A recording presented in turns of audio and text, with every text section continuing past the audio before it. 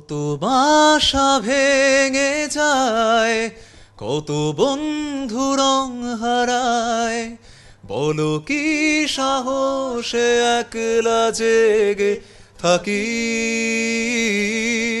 কেন নতুন সুরের সম্মোহন নিয়ে বাংলা ছবিতে কবির চট্টোপাধ্যায় ও শিবাশিস বন্দ্যোপাধ্যায়ের নতুন চ্যালেঞ্জ। তরুণ এই দুই সুরকারের সুরেই প্রথম বাংলা গান গাইলেন ইন্ডিয়ান ওশেনের রাহুল রাম। রিঙ্গোর পরিচালনায় এক যে আছে শহর ছবিটিতে সঙ্গীত পরিচালকের দায়িত্বে কবির ও শিবাশিস।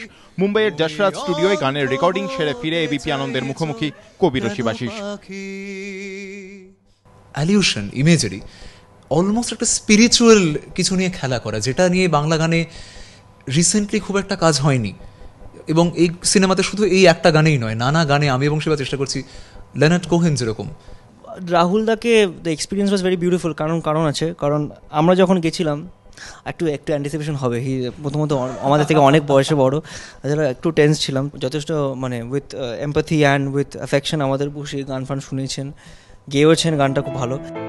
কবির ও শিবাশিসের সঙ্গীত পরিচালনায় এখন দুটি ছবি মুক্তির অপেক্ষায়। এক যে আছে শহর ছাড়াও অর্ক সিংহের ছবি আমার আমিতেও সঙ্গীত দিয়েছেন কবির ও শিবাশিস। সঞ্চারী সেনের রিপোর্ট, এবিপি আনন্দ, কলকাতা।